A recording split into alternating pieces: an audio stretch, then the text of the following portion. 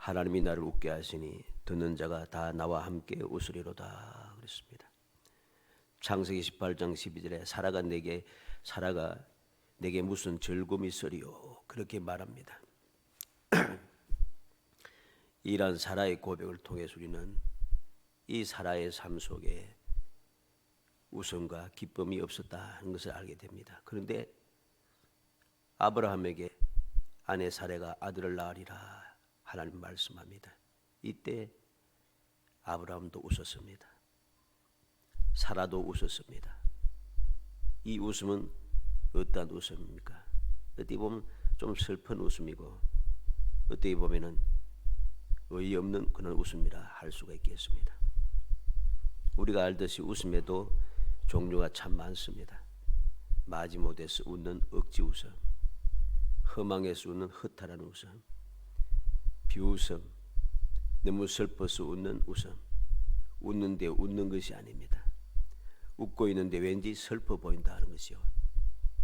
아무리 생각해도 가망이 없어서 웃는 자조의 웃음, 생각만 해도 즐거워서 웃는 행복한 웃음, 뭐 이런 여러 가지 웃음들이 우리가 살고 있는 이 세상에는 참 많죠.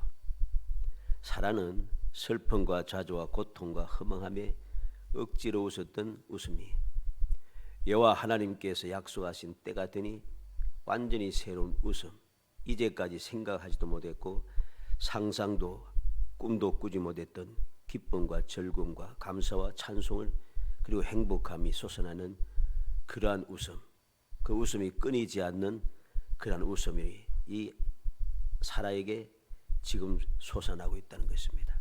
하나님이 나를 웃게 하시니 듣는 자가 다 나와 함께 웃으리로다. 하나님께서 나를 웃게 하신다는 거죠. 처음에 웃을 때는 슬픔의 웃음이었습니다. 자조스러운 허탈한 웃음이었습니다. 아브라함도 웃었습니다. 100세 된 사람이 어찌 아이를 낳을까? 사라는 90세인데 어찌 아들을 낳을까?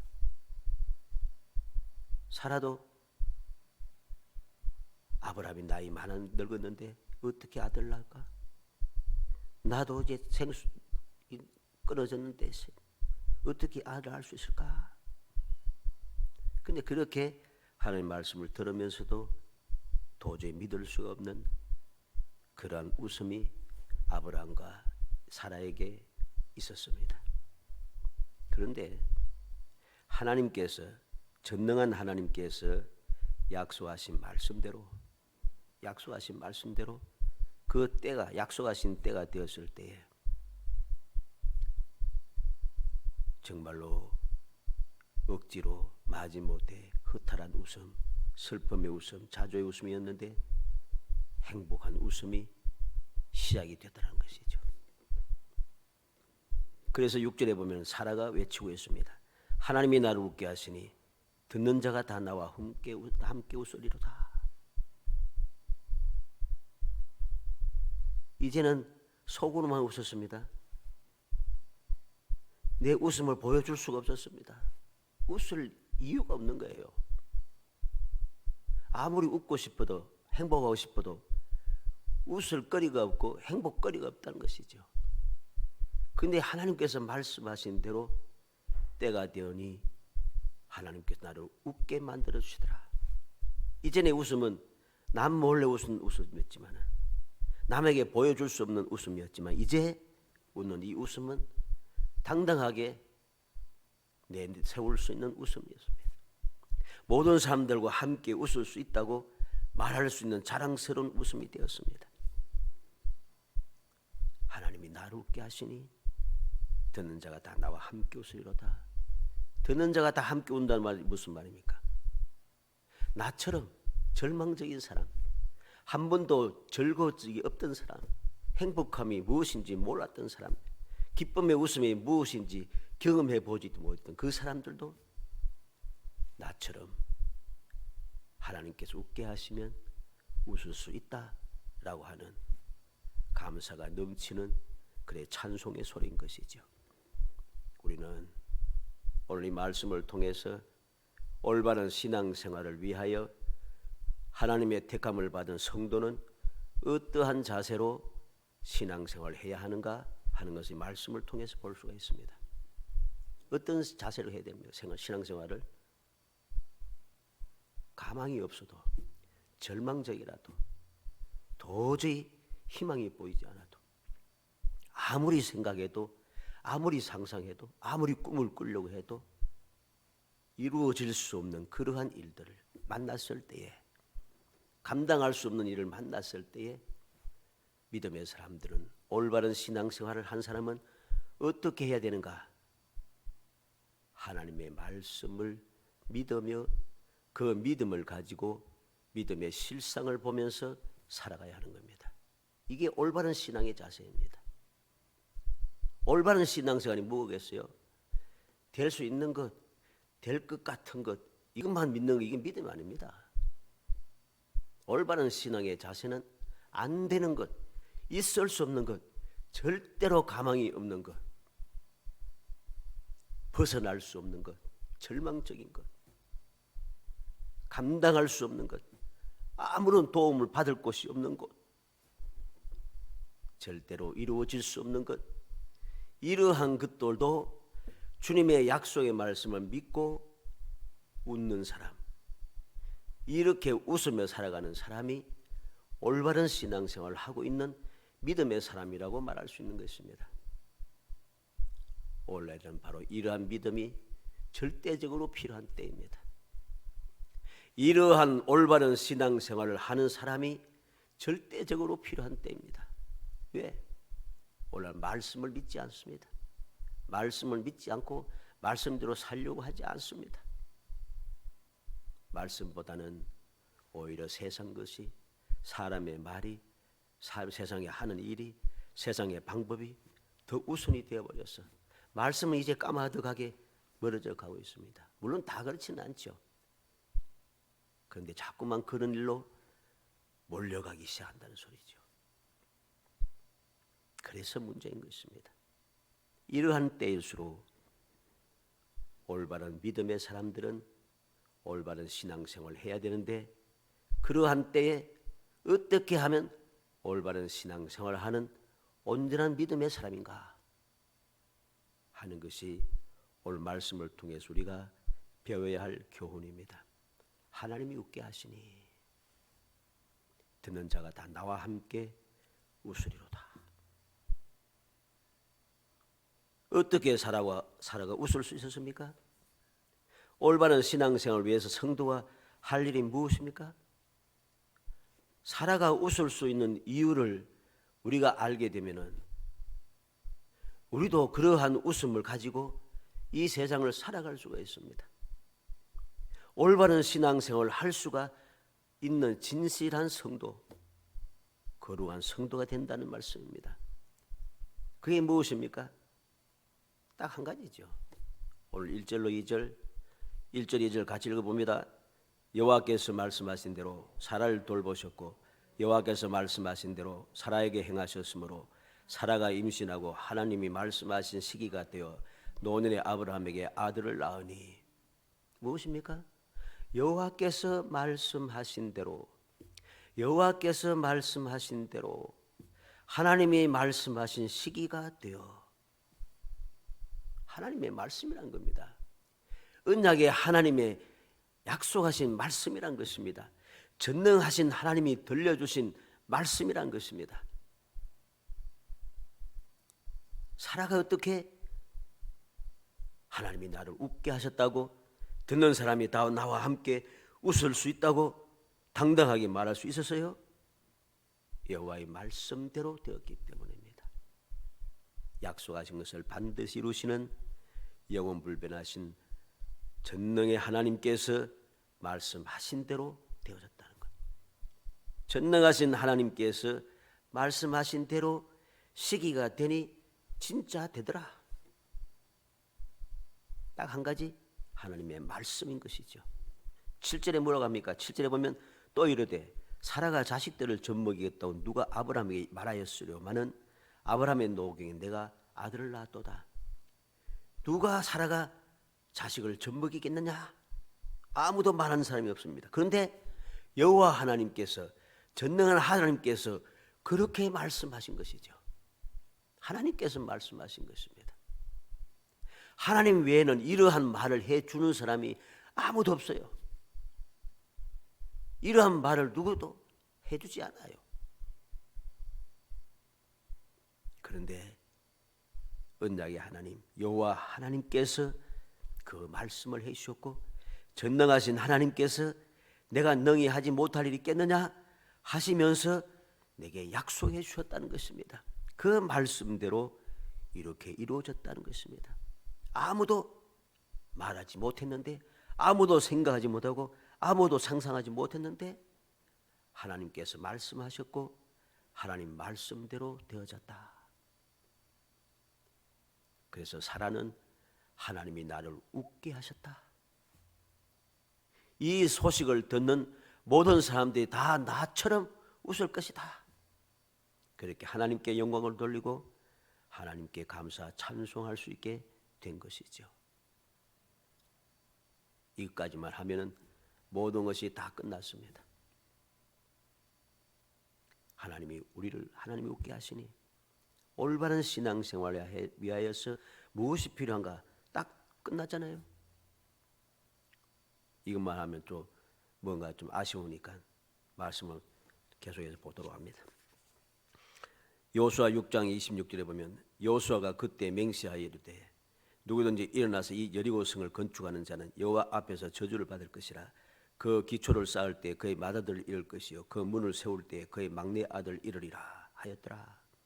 열왕기상 16장 34절에 그 시대에 베델 사람 히엘이 여리고를 건축하였는데 그가 그 틀을 쌓을 때 맏아들 아비람을 잃었고 그 성문을 세울 때에 막내 아들 스굽을 잃었으니 여호와께서 눈의 아들 여호수아를 통해 하신 말씀과 같이 되었더라.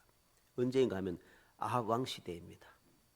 이스라엘 왕 아합 시대에 하나님을 거역하고 하나님을 믿는 사람을 죽이던 바로 그 악한 시대에 하나님의 말씀을 거역하고 저주까지 했음에도 불구하고 거역하고 믿지 아니하고 여리고성을 건축했던 사람이 하나님께서 말씀하신 대로 맏아들이 죽고 막내가 죽게 되는 것, 저주를 받게 된 것이죠. 열왕기하 7장 1절로 2절 말씀에 보면 엘리사가 이르되 여호와의 말씀을 들을지어다. 여호와께서 이르시되 내일 이맘때에 사마리아 성문에서 고운 밀가루 한 사이 한 세겔을 매매하고 보리 두 쌀을 한 세겔로 매매하리라 하셨느니라. 그때 왕이 그의 손에 의지하는 자 곧 한 장관이 하나님의 사람에게 대답하여 이르되 여호와께서 하늘에 창을 내신들 어찌 이런 일이 있으리요 하더라. 엘리사가 이르되 내가 내 눈으로 보리라. 그러나 그것을 먹지는 못하리라. 열왕기하 7장 17절에 왕이 그의 손에 의지하였던 그 장관을 세워 성문을 지키게 하였더니 백성의 성문에서 그를 밟음에 하나님의 사람의 말대로 죽었으니 곧 왕이 내려왔을 때 그가 말한 대로라. 하나님께서 하신 말씀은 무조건 이루어진다는 것입니다. 하나님께서 말씀하신 그 말씀은 무조건 이루어집니다. 우리는 이 사실을 절대로 잊어서는 안 됩니다. 왜 하나님의 말씀대로 이루어질 수밖에 없는가? 시편 19편 7절로 11절에 여호와의 율법은 완전하여 영혼을 소생시키며 여호와의 증거는 확실하여 우둔한 자를 지혜롭게 하며 여호와의 교훈은 정직하여 마음을 기쁘게 하고 여호와의 계명은 순결하여 눈을 밝게 하도다. 여호와를 경외하는 도는 정결하여 영혼까지 이루고 여호와의 법도는 진실하여 다 의로우니 금곧 많은 순금보다 더 사모할 것이요 꿀과 송이꿀보다 더 달도다. 또 주의 종이 이것으로 경고를 받고 이것을 지킴으로 상이 크니이다. 여호와의 말씀은 완전하고 여호와의 증거는 확실하고 여호와의 교훈은 정직하고 여호와의 계명은 순결하고 여호와를 경외하는 도는 정결하고 여호와의 도는 영혼까지 이루고 여호와의 법도는 진실하여서 순금보다 더 사모하고 송이꿀보다 더 단 것이란 거죠. 그래서 이 말씀을 통해서 경고를 받는 사람들은 이 말씀을 지킴으로 상이 크니이다. 복을 받는다는 소리죠. 시편 119편 9절에 청년이 무엇으로 그의 행실을 깨끗하게 하리까? 주의 말씀만 지킬 따름이니다. 청년이 혈기방정한 청년이 어떻게 진실하게 행실을 깨끗하게 하며 살아갈 수 있겠습니까? 말씀을 지킴으로 가능하다는 것입니다. 시편 119편 11절에는 내가 주께 범죄하지 아니하여 주의 말씀을 내 마음에 두었나이다. 어떻게 하면 죄를 짓지 않을 수 있을까? 하나님의 말씀을 내 마음에 두고 살아갈 때 죄를 짓지 않을 수가 있습니다. 시편 119편 105절에는 주의 말씀은 내 발의 등이요 내 길의 빛이니이다. 어떻게 하면 이 험악한 세상, 어두깜깜한 이 세상에, 절망적인 이 세상에, 자꾸만 모든 것이 혼돈스러운 이 세상에 어떻게 하면 내가 흙길로 가지 않고 올바른 길로 갈 수 있는가? 축복의 길로 갈 수 있고 모든 것이 성공적인 삶을 살아갈 수 있는 길로 나아갈 수 있을까? 어떻게 하면 실패하지 않는 길로 갈 수 있을까? 여호와의 말씀이 내 발의 등이고 내 길의 빛이 되어서 즉 말씀대로 살아가면 우리가 그 길로 갈 수 있다는 소리입니다. 마태복음 5장 7절로 19절에 내가 율법이나 선지자를 폐하러 온 줄로 생각하지 말라. 폐하러 온 것이 아니 완전하게 하려 함이라. 진실로 너에게 이르노니 천지가 없어지기 전에는 율법의 1.1하기도 결코 없어지지 아니하고 다 이루리라. 그러므로 누구든지 계명 중에 지극히 작은 것 하나라도 버리고 또 그같이 사람을 가르치는 자는 천국에서 지극히 작다 일컬음을 받을 것이요 누구든지 이를 행하며 가르치는 자는 천국에서 크다 일컬음을 받으리라. 사람들은 이야기합니다. 오늘날 구약시대 이 구약은 우리와 상관없다. 옛날 이스라엘 사람들이 준 말씀 계명인데 오늘 우리가 무슨 상관이 있느냐 이렇게 가르치는 사람들이 점점 많아집니다. 그런데 예수님께서는 그게 아니라 하십니다. 나를 구원하신 내가 믿는 예수께서 그게 아니라고 하시는데 나는 부득불 그게 맞다고 이야기한다면 이건 믿음이 아닌 것이죠. 주님께서는 율법이나 선지자를 폐하러 온 것이 아니라 완전하게 하기 위해서 그 율법을 온전하게 이루기 위해서 누구나 다 이룰 수 있게 하기 위해서 선지자를 통해서 예언하신 그 모든 약속의 말씀을 완전히 해결하기 위해서 이루기 위해서 주님께서 오신 것입니다. 그런데 주님께서 그 말씀하신 대로 계명에 따라서 모든 사람 죄를 사하시기 위하여서 오셨고 선지자를 통해서 예언한 대로 구원의 은혜 약속하신 그 구원의 은총을 이루기 위하여 주님께서 친히 오셨고 바로 그렇게 가르치시는데 이게 아니라고 하면은 이게 믿음인가? 이게 올바른 신앙의 자세인가? 아닌 것이죠.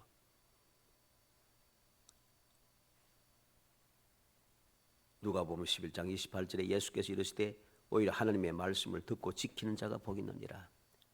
어떤 여인이 주님의 말씀을 듣고서 소리 지릅니다. 당신은 먹인 벤태와 당신은 먹인 젖이 복이 있습니다. 마리아가 복이 있다 소리죠. 그래서 오늘날 마리아를 막 아주 열심히 섬기고 있습니다만은 그 예수님은 아니라 하십니다. 하나님의 말씀을 듣고 지키는 자가 복이 있다고 하십니다. 우리는 착각해서는 안 돼요. 하나님의 말씀을 지키지 아니하고 말씀을 거역하며 헛짓을 하면서 내가 복을 받겠다고 하는 것은 너무나도 어리석은 생각인 것이죠. 우리는 항상 명심해야 됩니다. 하나님의 말씀을 믿을 때에 비로소 우리는 믿음의 실상을 보게 됩니다. 믿음의 실상을 봅니다.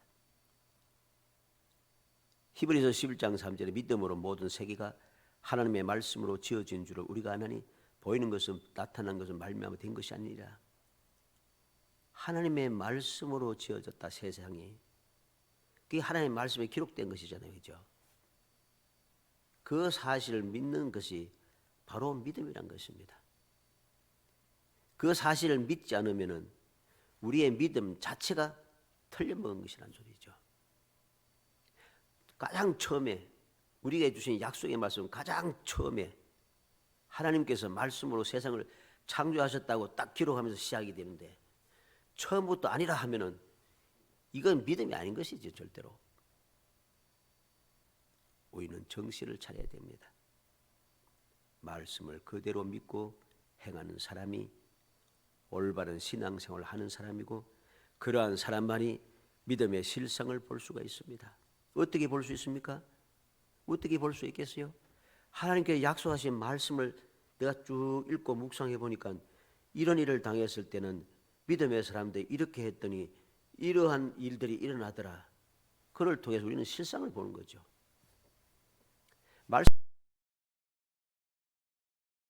약속하신 그 기적의 역사가 일어난 것을 우리가 보았습니다. 홍해가 갈라지고 요단강물이 물러가고 40년 동안 만나가 내리고 반석에서 물이 솟아나고 여러 가지 기적의 역사가 성경 말씀에 쭉 나타나고 있습니다. 그 말씀을 보면서 내가 믿을 때에 우리가 올바른 신앙생활을 할 수 있는 거예요. 가망이 없어도 홍해를 어떻게 넘어갈 수 있을까?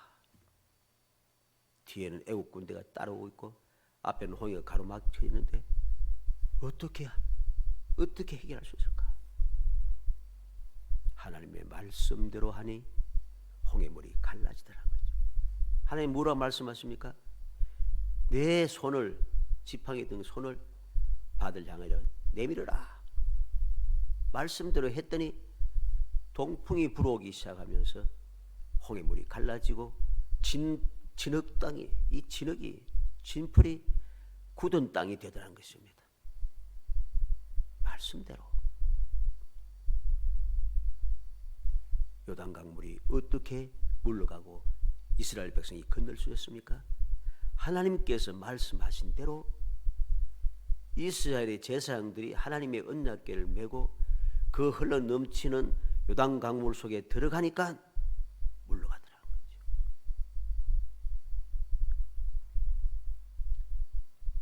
다윗이 어떻게 어딜 간지 정리할 수 있습니까?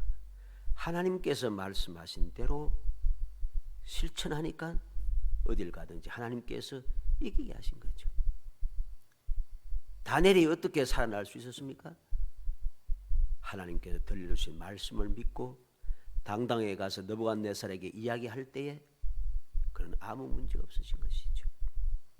하나님의 약속하신 말씀을 믿고 하나님 앞에 기도하였고 하나님께 들려주신 그 말씀을 믿고 전하였더니 그는 존귀한 자가 되더란 것입니다. 베드로가 밤새도록 고기를 수고를 했지만 잡은 것이 없지만은 말씀에 의지하여 그물을 내리리다 하였더니 배가 그냥 침몰할 정도로 너무 많아서 옆에 있는 세베대 그 요한의 그 친구들까지 불러서 두 배에 가득하게 되었더라. 말씀대로 되었던 것이죠. 우리는 올바른 신앙생활은 어떻게 해야 되는가? 말씀대로 해야만 합니다. 말씀대로 해야 되는 거죠. 그래서 요한계시록 그 가운데 기록한 것을 지키는 자는 복이 있나니 내가 가까움이라 했습니다. 요한계시록 22장 7절에도 보라 내가 속히 오리니 이 두루마리 예언의 말씀을 지키는 자는 복이 있으리라 하더라. 우리는 기억해야 되겠습니다. 말씀을 믿고 행하는 사람들, 그 말씀대로 이루어지는 것을 기다리는 사람들, 그 사람들은 하나님께서 웃게 하시는 그 신실한 웃음, 누구도 막을 수 없는 그 웃음을 웃을 수 있다는 것입니다. 여리고성의 돌무화과 나무 위에 올라간 키 작고 미움받는 삭개오는 예수님의 말씀을 듣고 급히 내려와서 절거하며 주님을 영접했습니다. 그리고 주여 보시옵소서 내 소유의 절반을 가난한 자들에게 주겠사오며 만일 누구의 것을 속여 빼앗은 것이면 네 값이나 갚겠나이다. 예수님 앞에서 약속했습니다. 왜? 내가 오늘 내 집에 유하야겠다. 주님의 말씀을 듣고 그는 너무 기쁘고 행복한 거예요. 주님의 말씀을 들으니까 너무 기쁘고 행복한 거죠. 모든 사람들이 손가락질하고 모든 사람이 죄인이라고 하지만은 예수님께서는 죄인이고 손가락질하는 나에게 내가 오늘 밤에 내 집에 유하겠다고 하시는 말씀을 들으니 얼마나 행복합니까? 너무 즐거운 거예요. 너무 기쁜 것이에요. 그래서 그는 기쁨을 이기지 못해 뛰어내려와서 주님을 영접하면서 그 기쁨이 그 행복이 겨워서 내 소유의 절반을 가난한 사람들에게 주겠습니다. 누구의 것을 속여 빼앗은 것이 있으면 네 값이나 갚겠습니다. 행복에 겨워서 그는 자기가 이제까지 모든 사람들이 손가락이 떨며 욕을 먹으면서 죄인이라고 욕먹으면서 모았던 그 재산도 하나도 아깝지 않아요. 그랬더니 예수님께서 뭐라 하십니까? 오늘 구원이 이 집에 이르렀으니 이 사람도 아브라함의 자손이미로다. 예수님께서 인정해 주셨어요. 모든 유대인들은 인정하지 않아요. 저놈은 죄인이다. 저놈은 반역자다. 왜? 삭개오는 세리장이라 했잖아요. 이 세리장은 유대인들에게 세를 거두어서 로마에 바치는 사람입니다. 그래서 반역자라는 거죠. 그래서 저놈은 죄인이라고 하는 거죠. 같은 동족도 나를 인정하지 않는데 예수님은 인정하시는 겁니다. 아브라함의 자손이다. 모든 유대인들은 너는 구원 못 받는다 하지만은 예수님께서는 구원이 이 집에 있다고 말씀하신다는 것이죠.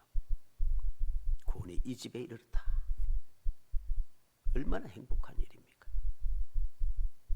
상상하지도 못했던 일이, 아무도 말해주지 않고 아무도 인정하지 않았던 일들이 삭개오에게 일어났습니다. 왜? 주의 말씀을 듣고 믿음으로 받아들였기 때문에, 기쁨으로 받아들였기 때문입니다.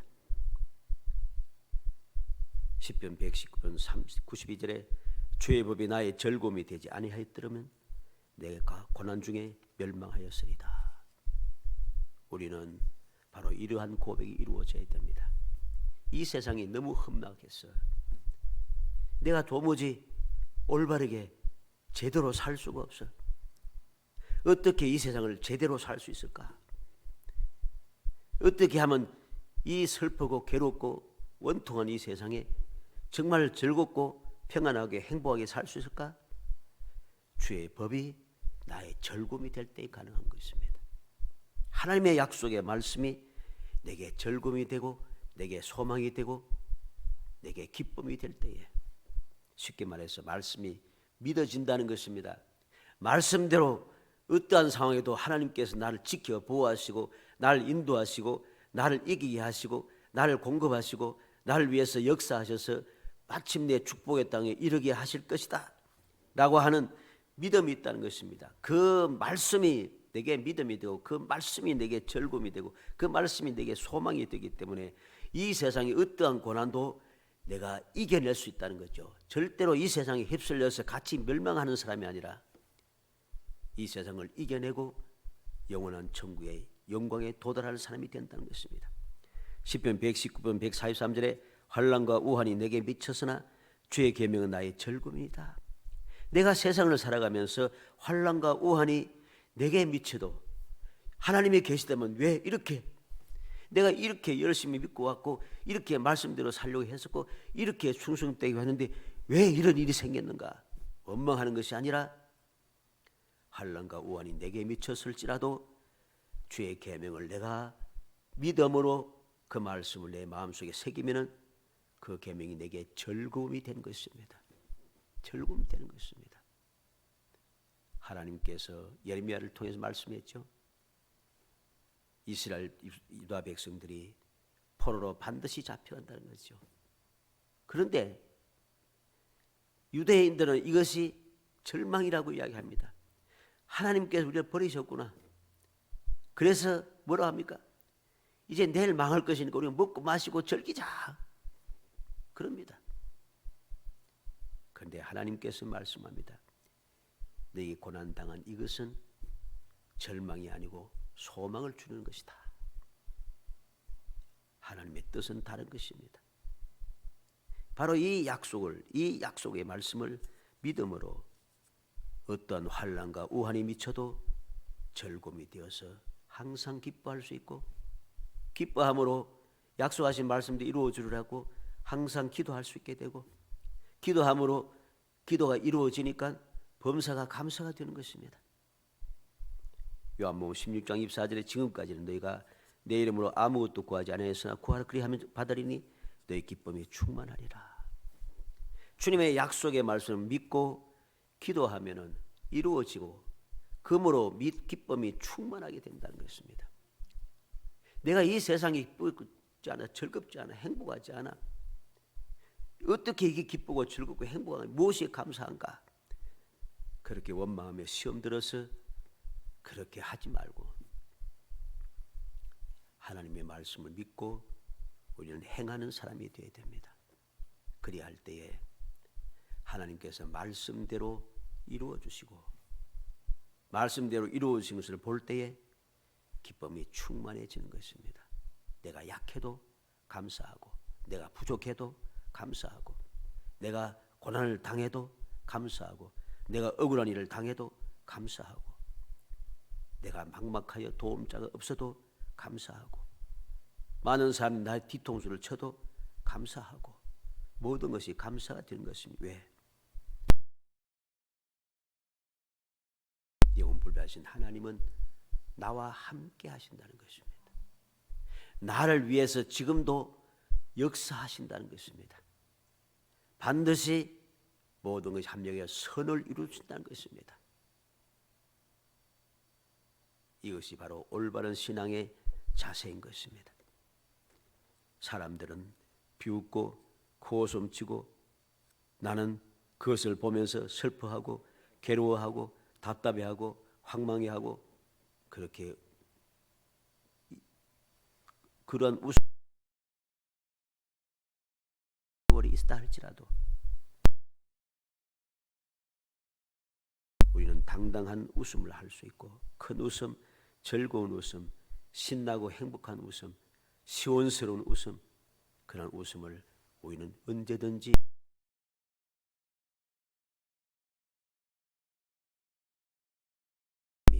전능하신 하나님이고 이 말씀을 주시면서 약속하신 여호와께서 영원 불변하신 분이고 그 약속은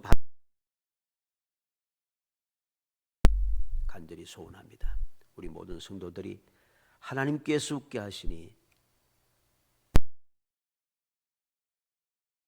하나님께서 나를 웃게 하시니 이 사라처럼 하나님께서 나를 웃게 하시니 듣는 자가 나와 함께 웃으리로다.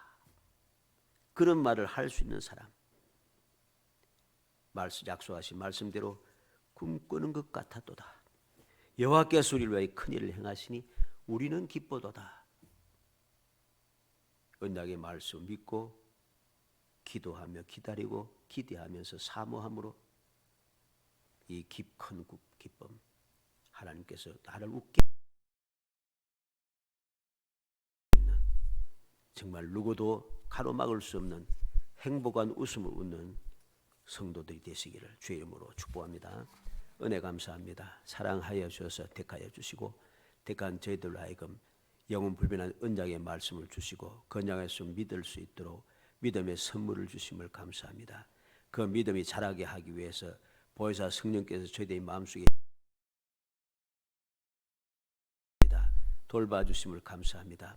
오늘도 영광의 보좌 우편에서 끊임없이 저희들 위하여서 중보하시며 기도해 주심을 감사합니다.